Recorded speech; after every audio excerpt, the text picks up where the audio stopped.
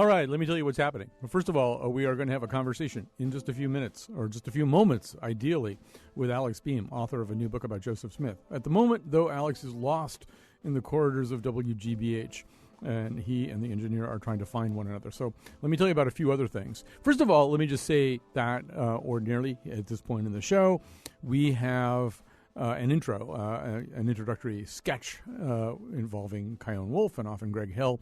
And we thought about doing it today. And obviously, there's obviously a template even for doing humor about Joseph Smith, because the biggest hit on Broadway over the last few years has been The Book of Mormon. It didn't seem right somehow. And one of the things that Alex's book does, and that we want to do here today, is explore some of this stuff, in a pretty even-handed way. I think Alex does a pretty good job of this as well. Embracing neither the Mormon side nor the anti-Mormon side.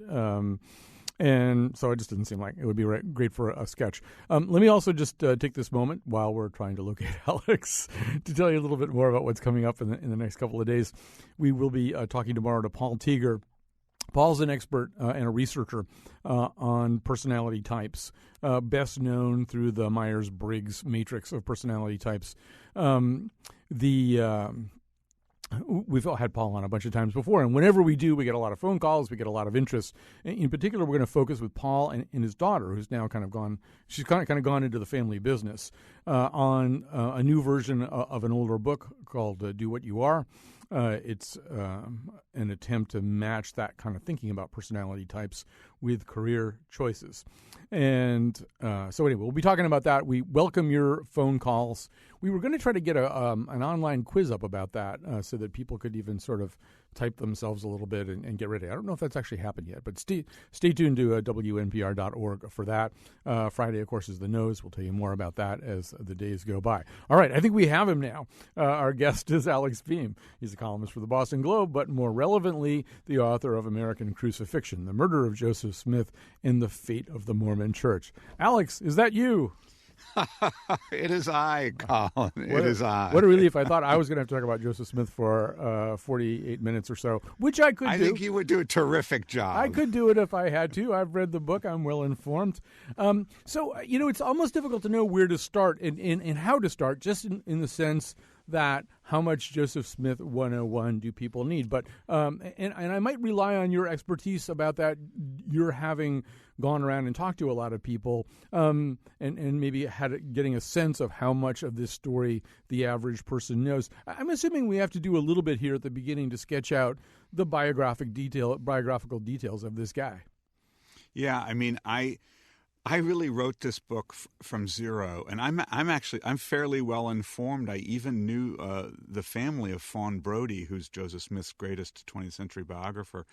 But I've done a couple of book talks now, and this sort of the second thing I do, which I really can't duplicate on radio, alas, is I kind of wave my arms around, and I extend my left arm as far as it goes, and I say, here's Sharon, Vermont, where Joseph Smith is born, and then I trace the Mormons' progress to the Mississippi River, where the action of my book takes place, and then I use my right hand to be Utah.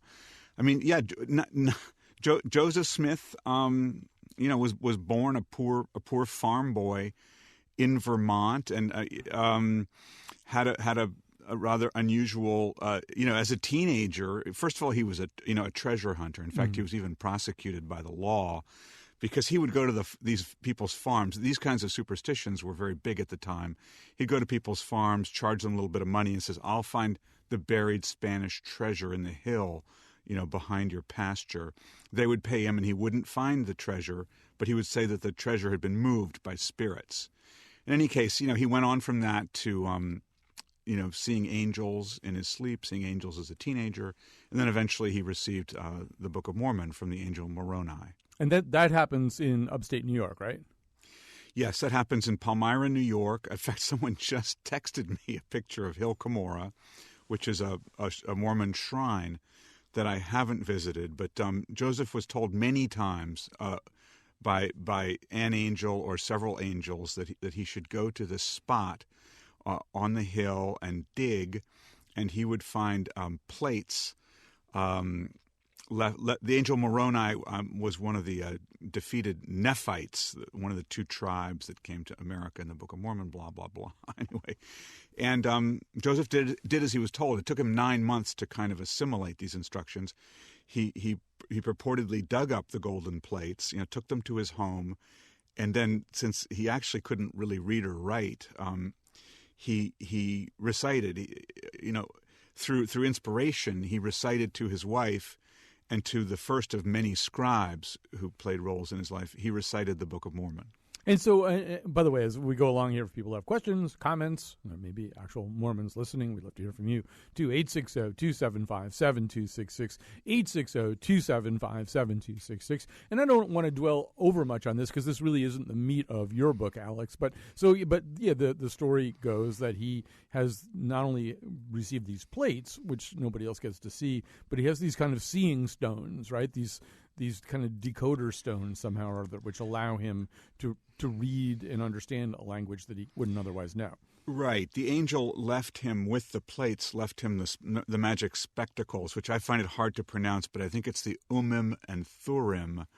And the reason I mentioned the so-called scrying or treasure hunting earlier is because there's his detractors and even reasonable people can draw a straight line from scrying. These are all kind of synonyms for dowsing, finding things that are buried was sort of his illegitimate profession before he became a prophet and, who had received the Book of Mormon from God. So the present day Mormon Church, the Church of Jesus Christ of Latter-day Saints, is hardly eager, when people bring up these court cases from 1823 and 1824 where, sort of disappointed clients of Joseph Smith's say, how come he didn't find the Spanish treasure in my backyard like he said he would?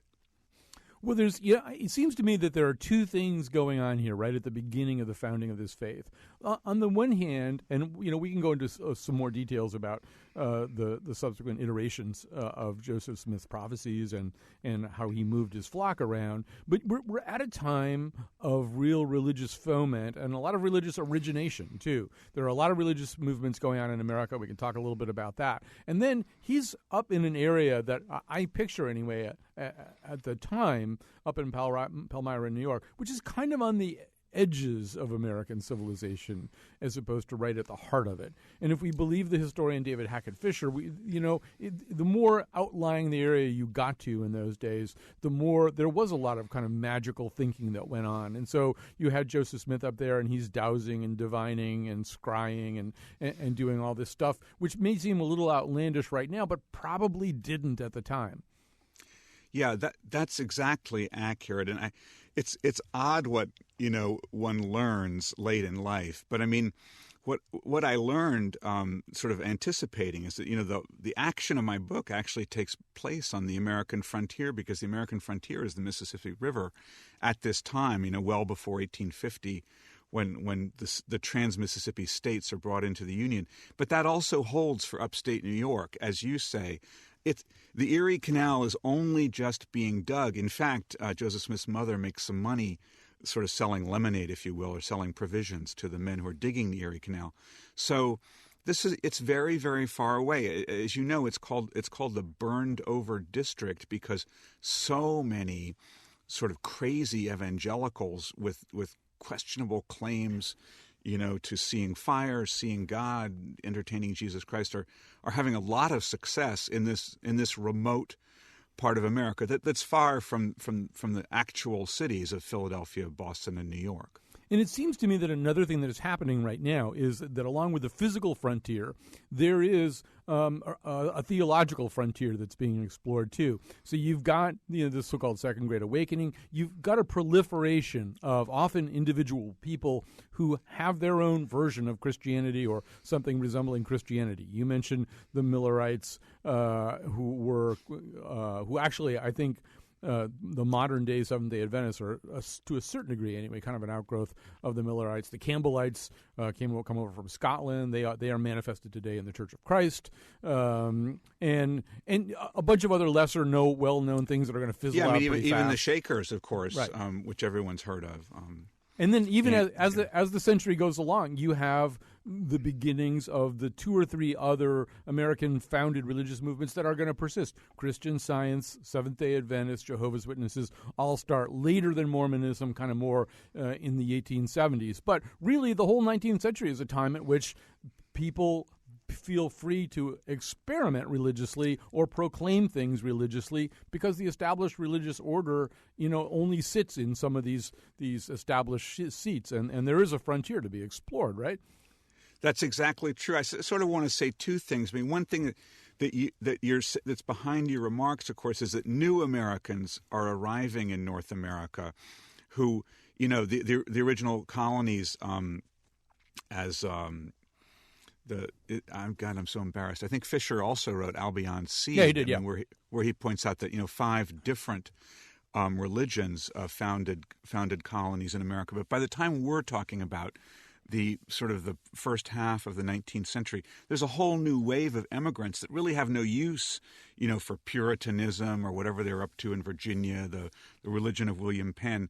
So, I mean, Joseph Smith and others, which is genuinely interesting, and as you say, are founding American religions. Of course, Joseph Smith's religion is arguably the most American of all. We'll get to that in a second. But yeah, they're creating sort of new religions, new non-European religions, taking the European religions as their base. I want to make one quick point, because I don't really get into this in the book, and people ask me, and it's quite legitimate, which is, if the Millerites and all these other people are running around, Ann Lee and the Shakers, why is Joseph Smith more successful than his competitors? Because let's face it, this is a business, and he wins. He gets more business than anyone else. And in a way, it'd be great if I had a really smart answer to that. But I think a partial consensus is that he had, and I hope this doesn't sound trite, but that he had a book, and that was really a big deal. There were a lot of fiery preachers around, who spoke with the word of God, surely Joseph Smith among them. But this creation of the book, to be perfectly crass, was a really interesting selling point for gathering converts. I mean, I would also say that if I were there at your book talks, I would also respond. I would object to the premise of the question to a certain degree, because yes, Joseph Smith is the most successful in the sense that there are 15 million or so worldwide Mormons today, and that's a lot. 14. I don't mean to be a jerk. All right. Well, no. Okay, I'm a jerk. I'm the last person to sit here and split hairs about the number of Latter-day Saints there are, but so 14, 15 million followers. So he's a big winner that way. But compared to Thomas and Alexander Campbell, compared to almost anybody else we can think of, the founders of the Jehovah's Witnesses, Mary Baker Eddy, Ann Lee, you pick those people didn't get assassinated. So, in some ways, he's not the big winner. And I hope, by the way, Alex, by the end of the show, we'll be talking a little bit about the degree to which modern Mormonism is simply an extension of Joseph Smith, and the degree to which modern Mormonism or modern LDS is something that has essentially outstripped and outlived Joseph Smith. And I think you can kind of make both arguments, but we'll come to that. But it's not necessarily the case that he's successful in all the ways you want to be successful, like living, for example. Well, Colin, I mean, my dear friend, I mean, the arguably the greatest preacher of the last 2,500 years died at age 33, mm-hmm. right? So, and as the somewhat jumped up title of my own book yes. intimates, I mean, dying in this manner is a form of success. Well, but I guess I would say that the dying isn't an isolated incident. To a greater degree, probably, than any of the other religious movements that you and I just rattled off, this group, from the time they're in Missouri to the time they're in to Illinois, are suffering constant harassment and persecution, even as, and this is something that your book really revealed to me, even as in other ways Joseph Smith is achieving a kind of temporal significance that I wouldn't have expected that he had. We're kind of getting ahead of our story here. But what should we do? Should we just quickly jump through the migration from Kirtland to Missouri? I think, yeah, I mean, you're exactly right. I mean, there's a chapter in my book, as you know, called Everybody Hates the Mormons. And And when I try to explain what's in my book, I do try to explain this disturbing pattern. I mean, the Mormons are tossed out of Kirtland, Ohio, their first settlement, because Joseph has this harebrained idea of starting a bank that bankrupts everyone in the entire town. The ominously named Kirtland Safety Society Anti-Banking Company. Never put your money in an anti-banking company. You'd really want to have your money in that company.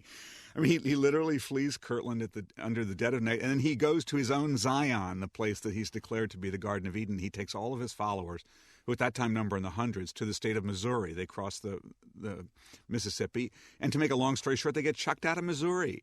You know, the governor has the extermination order, which means it doesn't mean we're going to kill you. It means we're going to chase you out of Missouri. They get chucked out of Missouri. They're forced to flee to Illinois. My book starts with this kind of thriving Mormon colony in Nauvoo, Illinois, which is as far away from the center of American power as you can possibly get. There's no state. It's the westernmost place in the settled United States. And, of course, I mean, as I will write in this book, I mean, they're going to get chucked out of here, too. So, I mean, the Mormon trek to Utah is an act of incredible desperation, where the Mormons are, in fact, fleeing the country they hate, the United States. But, you know, in between, he does do these remarkable things. And having suffered this incredible setback in Missouri, where they lose all this land, they lose all kinds of things, they get chased out of Missouri, he buys this really crappy land on the river in Nauvoo that is marshy. It is pestilential, so pestilential that as Mormons arrive, as his followers arrive, they're, you know, dying at this alarming rate from spotted fever. But he drains the marsh, and he creates this sustainable city, which right at the end of his time there is the most populated city in Illinois. Is that right? Yeah. It's larger than Chicago. At its time, Chicago hasn't yet populated. There's between 10 and 12,000 people there.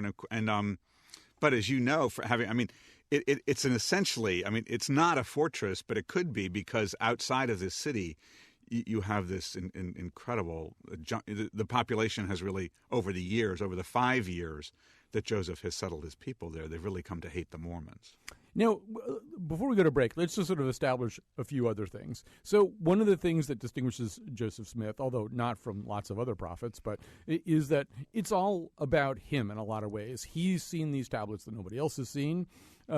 He's the person who has received these revelations, and these revelations are powerful enough and primary enough, as far as he's concerned, to constitute basically additions to the Bible, stuff that the Bible didn't get right the first time. He knows all this stuff now, and hence the Book of Mormon. So you've got that, and so you've got him as this unimpeachable, by his own people, source of authority. Everything he gets is straight from the Lord.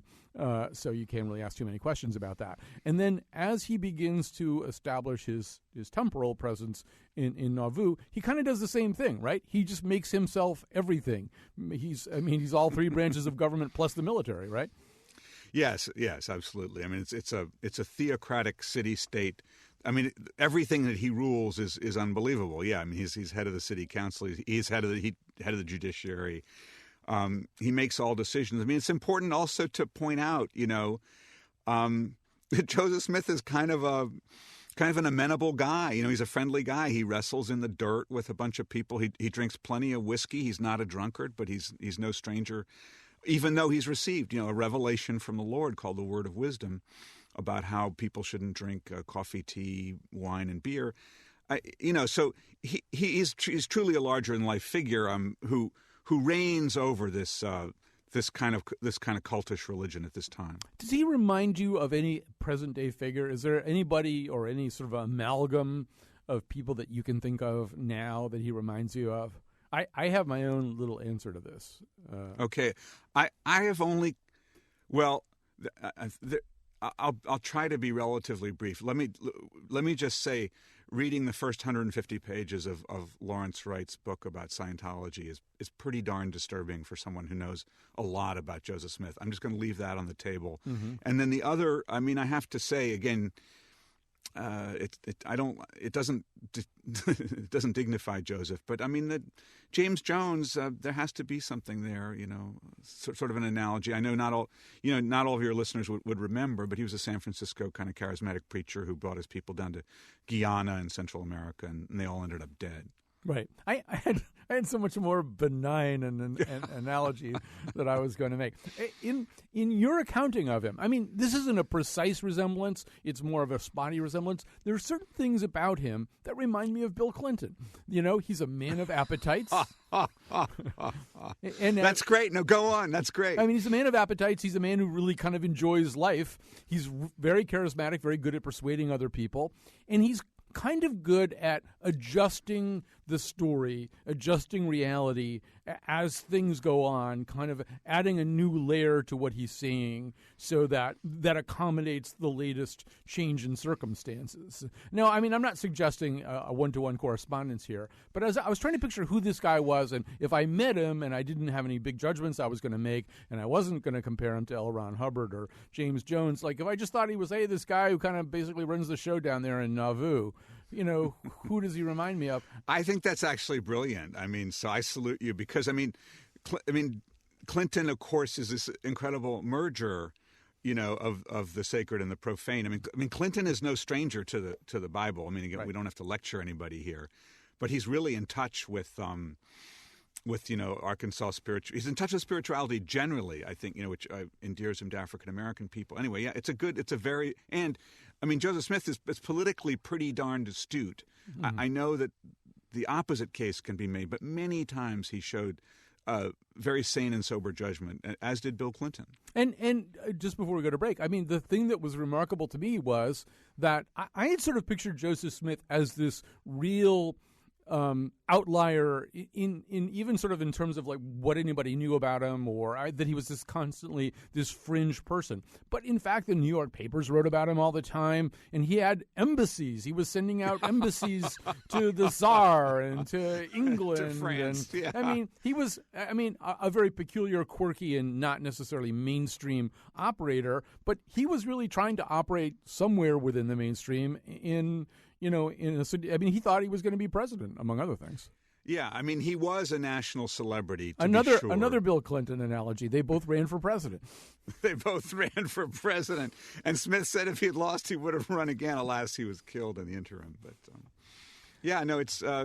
Smith was. I mean, the fact that he was a national celebrity, as I point out, you know, I mean, he confused that. You know, his fame and notoriety are kind of easily mixed up. And yeah, when he would get written up, although the New York Herald actually did love him, you know, but a lot of the people just had already heard that he had more than one wife, and they were starting to dig into that, shall we say? Yeah, and I mean, some of his embassies to the outside world were a little peculiar. I know that he was offering the Tsar this dragon weapon that one of his followers had invented, right? This flame-throwing device.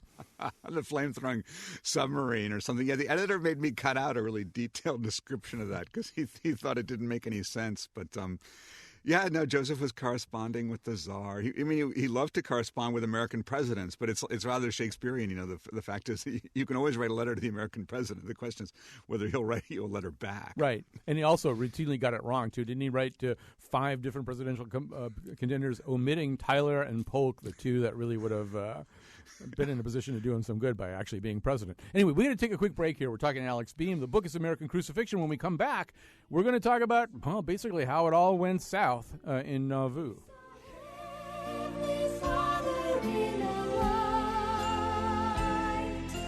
Jesus standing on the right. Joseph found out as he listened to the Lord that the true church would be restored. So we're back. We're talking to Alex Beam, the author of American Crucifixion, the murder of Joseph Smith and the fate of the Mormon Church. We'd be happy to hear from you. We've got one call on the line right now. We're going to go to some calls in just a second. Our number, 860-275-7266. 860-275-7266. You may tweet us at WNPR Colin. I think our tweet master, Greg Hill, is somewhere in the house. All right, so Alex, we're picking up our story. It's the 1840s in Nauvoo, Illinois. Joseph Smith has established this colony here, this town that's actually a thriving town, and people are arriving in droves, not only from elsewhere in the United States, but even coming up the river from England, where he has sent which he has sent missionaries. So things are pretty good, but then things aren't very good because there's this constant drumbeat of discontent with the Mormons. Now, where from does this come? Why does everybody hate the Mormons? Right. It's a layer cake of reasons. And so I'll just tick them off one by one as they are in the book. The residents of Illinois initially greet the Mormons with tremendous generosity and openness of heart. Basically, to fast forward a few years, Nauvoo starts to thrive in a kind of not very economically successful part of Illinois. So there's already kind of, when someone's doing better than you, that's always a reason to dislike them and feel resentful and not like them. So there's a bit of Nauvoo has a certain amount of economic self-sufficiency, a certain amount of success, to draw the line forward. Mormons like to do business with Mormons. Mormons are pretty comfortable taking advantage of Gentiles, as they call them, non-Mormons. So there's a little bit of an edge there already on the economic front.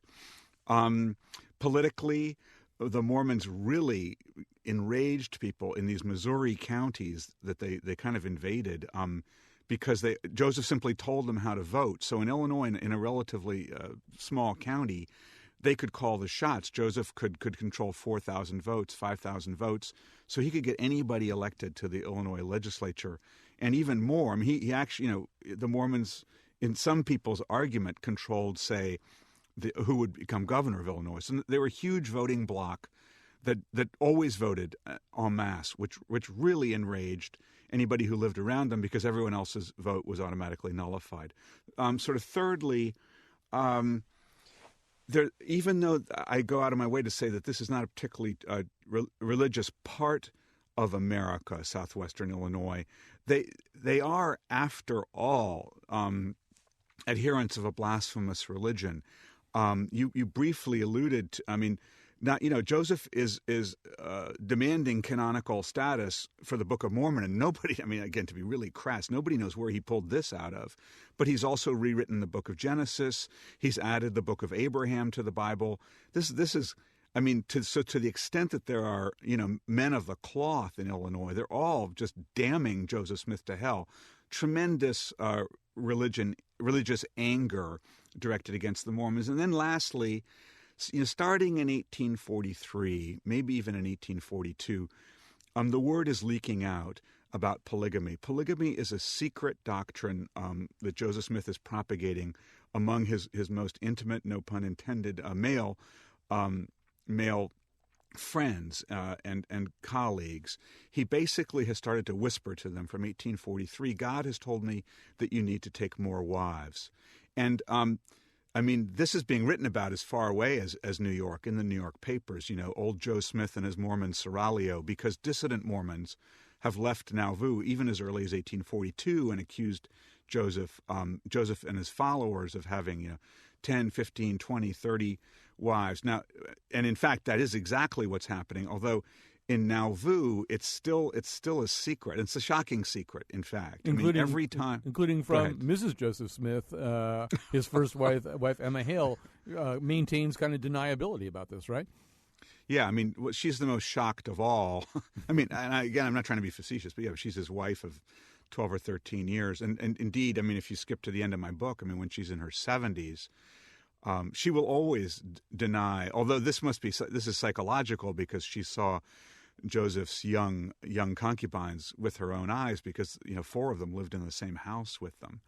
But even Brigham Young, his closest follower and his eventual successor, when Joseph comes to Brigham Young and says, you've got to take more wives, Brigham's famous quote is, I that was the first time I desired the grave. Mm-hmm. It's truly shocking to these people who've embraced these new religions, and ultimately it will create a dissident movement within the church. You didn't include these on your list, but I also wonder. In and among Joseph Smith's both political and religious ideas is a certain anti-slavery current and a rapprochement with Native Americans that probably wasn't very typical of Illinois settlers in the 1840s. Were those controversial? Did those add to his to the kind of animus directed at him? Yes, absolutely. I mean, you've caught me out in that sense because on the first one is complex because even though Joseph's presidential campaign platform called for the manumission of the slaves, meaning that the slave owners would be bought out. I guess he was going to sell off the national parks or something and reimburse slave owners. He had a checkered record on African American slavery, because in Missouri, you could be shot. Indeed, one of his newspaper editors was practically shot for advocating freedom for black people. On the Native Americans is unbelievably complex and fascinating. And yes, you happen to be exactly right.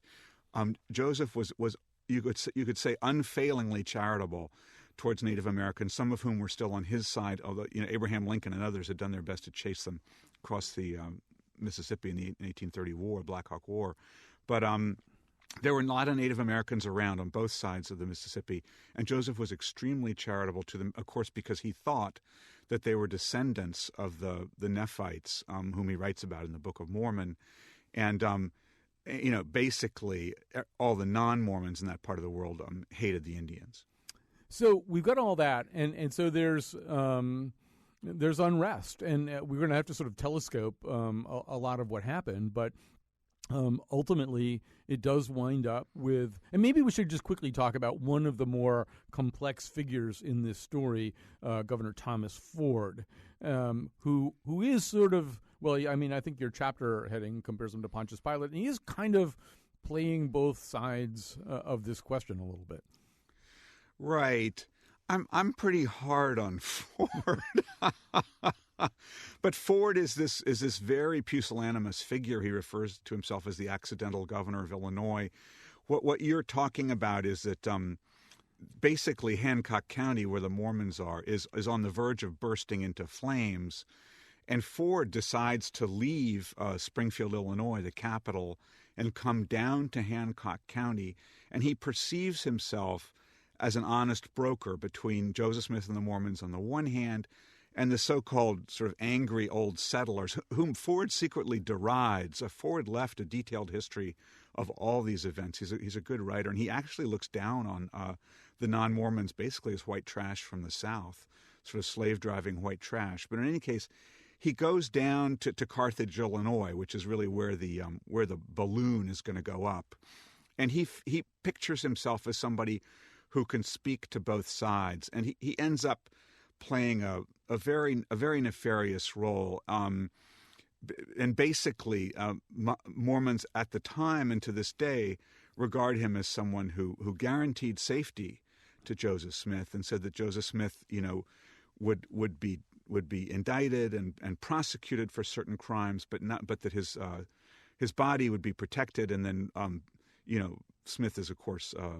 murdered virtually in cold blood right under Ford's nose. Although not literally under Ford's nose, in a bizarre accident of timing, and it seems to be an accident of timing, Ford is in Nauvoo talking to Mormons. He's up on his pedestal talking to the Mormons and kind of chiding them for not towing the line with the law and not being a little bit more cooperative, and for some of the stuff that's gotten Smith into trouble, and for not coughing Smith up a little faster once he did get into trouble. He's giving this speech to them almost at exactly the time this ragtag militia group is attacking the government building where Joseph Smith is being held and ultimately killing him. Yes, and it's definitely clear that the mob, which is of course sort of a shorthand for two or three separate ragtag militias, knew full well that Ford wasn't in Carthage, where Joseph Smith was in prison, and took advantage of that. It would have been probably, I guess, arguably, it would have been impossible for them to kill Joseph Smith at that time if Ford, who is, of course, the commander-in-chief of all the men under arms in Illinois, period, it would have been hard to convince people to take up arms against fellow Illinoisians, et cetera, et cetera. So yes, Ford, Mormon cynics, I'm not this person, but I guess Mormon cynics feel that Ford absented himself at a particularly propitious time, allowing Smith to meet his fate. Although his argument was, I wouldn't have been standing there in front of thousands of Mormons if I knew that right at that time, their leader was being killed. That wouldn't have been a good place for me to be in case word got back. But I just want to go back to these ragtag men because, that actually could be a little bit misleading on our part, too. How accurate is Thomas Ford's dismissive opinion of the people who wind up attacking this government building? Are they backwoods, moonshine swigging? The phrase "a set of respectable men" crops up. Who are these guys? Yeah, no, they're referred to as they're the bourgeoisie. They're the small bourgeoisie. They're landholders, they're farmers, they're people again who, for the reasons that we discussed earlier, this sort of millefeuille layer cake of reasons. They all hate the Mormons for various reasons. They are some of them are lawyers, some of them are future statesmen, both in Illinois and elsewhere. Although those seem to be the leaders, the people who say, get the mob whipped up. Let's say there's 5 or 6 militias camped in Carthage, all of them probably fairly eager to do Joseph some harm. The man who's at the head of each of those militias, as you can appreciate, knowing American history is like some lawyer or some farmer, right? Mm-hmm. These are not armies. These are like the analogous to the men who fought at Lexington and Concord, and so the head of those divisions are the quote unquote the richest guy and in some part of the county or something like that, or the guy who owns the most land, or some lawyer, et cetera, et cetera. And actually, in one of the things that you sort of chronicle later in the book is that there's this sort of Mormon oral tradition about all the horrible things that happened to these people, and pus came out of their eyes and fell on their food that they were eating and stuff like that. But in reality, with the possible exception, with some notable exceptions, including Governor Thomas Ford, who really did come to a very bad and ignominious end, most of these guys, there was a case, right? People versus Levi Williams, or whatever, for this lynching or whatever we're going to call it, this assassination of Joseph Smith. But basically, nobody really paid the piper on this. Right. I do sort of call it a lynching. I've never, I probably shouldn't be so loose with that term, but it seems to me, and indeed, there's academics who talk about mob violence, the antebellum mob violence, which included a lot of lynching. This is a lynching of a white divine, if you will. The culpability issue. I have such a dark sense of humor that I find it's kind of laughable if it wasn't so horrible. It's pretty darned sure that we know the 5 people who actually pumped musket lead into Joseph Smith, and they all simply just crossed the Mississippi to the Iowa Territory the next day and were never found again. So there was this elaborate month-long show trial that you referred to, Illinois v. Levi Williams, who's a very prominent citizen, had his own militia. And, I believe there's 9 defendants, I'm having trouble remembering. And there's this utterly ridiculous trial, with a dipsomaniac prosecutor, an extremely able defense counsel, as usual, sort of like OJ all over again. And these 9 guys walk, nobody, even though Joseph Smith is killed in broad daylight, nobody suffers any consequence for his death. We're going to take a quick break. We're talking to Alex Beam. The book is American Crucifixion, The Murder of Joseph Smith and the Fate of the Mormon Church. When we come back, we're running out of time, and we have so many more things to talk about. We'll only talk about some of them as a result.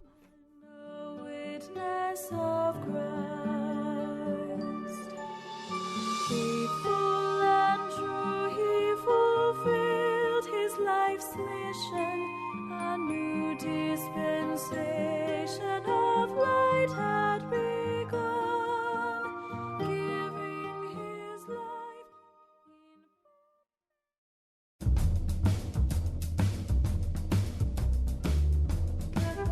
Today's show was produced by Betsy Kaplan and me, Kyone Wolf. Our interns are Anna Novak and Tess Aronson. Greg Hill tweets for us at WNPR Colin. Katie Tolarski is our executive producer. The part of Bill Curry was played by Mitt Romney. For show pages, articles, and photos of the Faith Middleton show staff and their Masonic aprons, visit our website, WNPR.org. On tomorrow's show, does your personality fit your job? And now, back to Colin. All right, we're back. We're back with Alex Beam. One of the things I want to ask you about here in this segment, Alex, is how contemporary members of the Church of Latter-day Saints view the kind of research that you're doing. And before I even ask you that, we've got some calls coming in here at 860-275-7266, 860-275-7266. You can call in, too, or you can tweet us at WNPR Colin. Here's Matthew on the line from East Hartford. I believe you are a member of the Church of Latter-day Saints. Right, Matthew? I am. Thanks, Colin and Alex. A great show. I'm a card-carrying member. So when you first kicked off the segment, I was struck by the question, why was Joseph Smith so successful? And I've kind of wondered, here I am in the 21st century, would I have believed the stuff that Joseph said back then? And I like to think that I would, because a few of the things that he came out with, I think, are novel to the world today. I mean, one of the things that he established, first and foremost, I guess I should say, is that Christ is at the center of the church, first of all. But he continues on with this prophetic tradition, and he does things that prophets do, like Noah and Moses and all of these old prophets that we all know about from our Bible stories. But he said some pretty amazing things. First of all, hey, I'm a prophet, and you don't have to believe me. You can read, for example, the Book of Mormon.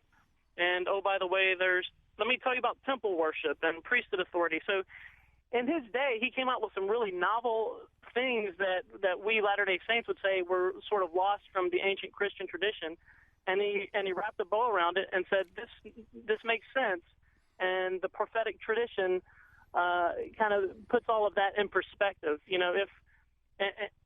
know you start off the conversation, Alex, with the treasure seeking and all of that, but I don't really think you can start the Joseph Smith story without beginning with the very first question that Joseph had, which was, if there's one God and there's one Bible, then why so much confusion? And that's what starts the whole journey for Joseph Smith. He goes into the woods and he prays, and lo and behold, God. I'm gonna interrupt you with some. You're exactly right. I mean, I would, in my own defense, say that's not the first question that Joseph asked. However, you're right. It's the most important question. Joseph says, "Why are there so many churches?" And he's told by God that the churches aren't real, and he starts his own church. And I'm just going to make. I'm not trying to cut you off in any way, but a very important point you're making that we haven't gone over is that Joseph was this, and they played a song in the break. You probably heard it, which referred to the new dispensation. Joseph is talking about a restoration of the original values of the Judeo-Christian church in North America. Anyway, I don't want to cut you off. All right, Matthew, did you want to just wrap up what you were saying? Yeah. Well, I would just say one other thing too that you brought up was the concept of the harebrained idea of starting a bank. But in the context of the time, what was going on there was a ton of land speculation. I think it's probably the equivalent of what we just recently went through with the financial collapse, and the Mormons were victims just like everybody else. Oh yeah, and that was my fault. I was the one who was. No, he's right. I did call it here. I mean, you're all right. I mean, Matthew, you're exactly right. Of course, nutty banks are starting up. Yes, Mormons were victimized. However, I mean, when Colin read the name of that bank, Joseph assigned that a rather duplicitous name. Matthew, it sounds like you know your history pretty cold. He called it an anti-banking safety society because he knew it was against the law for him to actually start a bank. We're going to run out of time here. There's so many things that I want to talk about. And to my way of thinking, some of the most fascinating stuff in the book, the page-turner part really is the description of these militias mounting up against him and the attack and stuff like that. But I was just fascinated by the part of the book that deals with what happens after Joseph Smith is gone with no obvious successor, and this incredibly complicated, almost literally an American Idol search or to decide who was going to run off to sort of see who was going to take over. I don't know if we have time for that. But I do want to just get to the present, Alex. You did research about this all over the place, including Salt Lake City, anywhere that you could go to research this. And so, Joseph Smith is problematic. He's a complicated guy, and there's a lot of the things that he says and does that, maybe don't conform all that closely to how Mormons act today. I mean, in general, what was the level of receptiveness? How eager were members of the Church of Latter-day Saints to have you do a book like this? Yeah, well, as I make clear, actually, at the very end of the book, curiously, the Mormon Church did cleave into two churches after Joseph was killed. The polygamy faction went to Utah, the largest and most powerful faction, which is really what we call the Mormon Church now. But there was something called the Reorganized Church of Latter-day Saints that actually stayed in Illinois and Missouri. Curiously, they were incredibly nice to me. They invited me to come live at Nauvoo, which I did. The all-powerful Salt Lake Church was certainly more guarded in their interactions with me. They have a very well-funded church history library, and many of the documents I cite here, they've digitized them. They have so much money that you can read a lot of Joseph's original material on their website. Although I went to the church history library twice. I mean, I would say they were relatively cool towards me. Having said that, Mormons are extremely diverse group of men and women, and the book's reception, has been pretty welcoming because they're always kind of interested, in what Gentiles have to say about them. Well, and I guess that sort of, I have time really for a final, but a meaty question. To what degree is the Church of Latter-day Saints in 2014 the Church of Joseph Smith, an outgrowth of Joseph Smith, and an extension of everything that he was? And to what degree is it a movement that's established itself in many ways that effectively outlive and outstrip everything that happened up to 1844? Well, I think that's a very complex question, but I don't want to dodge it, and I certainly don't want to give any short. I mean, you go to Salt Lake City, which you probably have. There are statues everywhere of only two men, Joseph Smith and Brigham Young. So to make some kind of sophisticated argument, that the church has evolved or is more sophisticated than that would be missing a key point, which is that the book of Matthew can call afterwards to correct me, but I've been to Mormon church services, and Mormons are required to give testimony and ever so often, and they must say in front of other Mormons, I know Joseph Smith to be a true prophet, and the Book of Mormon, to be the Word of God. So again, I almost, from your question, I think you're talking about maybe, policy peregrinations. Yes, the Mormon Church turned its back on polygamy in 1890 and again in 1910 because no one took them seriously in 1890. So there are certainly elements of Joseph's teaching that the modern church has abrogated or abjured, but the gospel, not one word of it. Not the Book of Abraham, not the Book of Moses, certainly not the Book of Mormon. And I think the character, and I like your analogy to Bill Clinton, because I think this charismatic, somewhat welcoming character is very, very alive for Mormons today. And I think that has to be the case. You even hear it in Matthew's question that this is a church. It's very much in the tradition, really, of a lot of American religions. As the Puritans came over here, the basic tenets of Calvinism said, well, if you're in communion with God, you're really, you're getting information that's every bit as valid and up to date as what's in the Bible. Although that particular profession would have been considered a heresy in Puritan New England. But it's there, that notion that, in some cases you can get in touch with God and just find out things. That's it crops up again and again. I'm just going to interrupt you because revelation. Joseph always preached revelation, that men and women could seek revelation. And a tiny detail we haven't mentioned, it came up last night in a conversation. Joseph spoke very, very optimistically about eternal life, and which partially explained the ceilings of polygamy, and also he would adopt people into his family so they could all be together eternally. We do need another hour, because one of the many other amusing things about this, of course, is once you start that ball rolling, it's hard to stop. So you had Strangism, you had all these other people who would say, well, actually, I'm getting messages too, and Joseph's not here anymore, and guess what?